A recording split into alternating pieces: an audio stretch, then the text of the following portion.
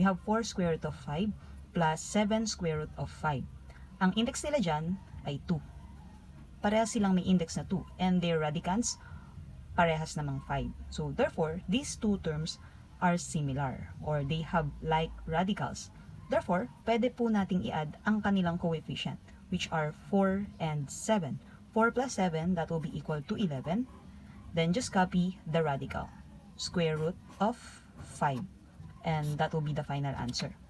As you can see, they have the same index, but their radicands are different. In this case, we cannot combine their coefficient. So, ang magiging answer lang natin dyan, if for example, the radicals are already simplified and wala nang possible way para magkaroon sila ng parehas na radicals, we can just copy that as our final answer. Plus 8 cube root of 3. And that's it. Now, let us try number 3. So, we have here 10 fifth root of 7 plus 3 fifth root of 3 minus 8 fifth root of 7. We have here 3 terms. And what we can combine are those with like radicals. And as you can see, we have here 7, 3, and 7. Ang pwede lang natin pagsamahin is the first term and the third term. While itong nasa gitna ay naiiba ang kanyang radical. Now, dito muna tayo sa 10 and negative 8. So, we just have to combine them. 10 minus 8, that will be 2. And copy their radical, fifth root of 7. Habang itong nasa gitna naman, since wala tayong pwedeng i-combine dyan, we will just copy that sa ating final answer.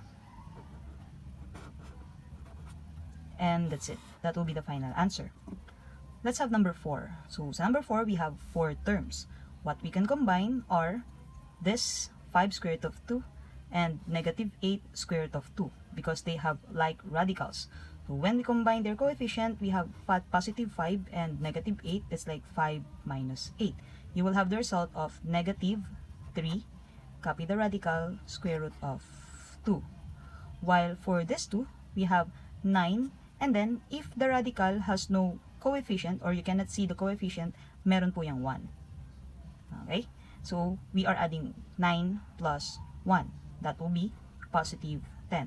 Copy their radical, square root of 3. The final answer will be negative 3 square root of 2 plus 10 square root of 3. How about in number 5? So we have here 3 square root of 27 plus 5 square root of 12. As you can see, they have different radicands. So therefore, we cannot combine them. But if you will observe, this square root of 27 and square root of 12 can still be simplified.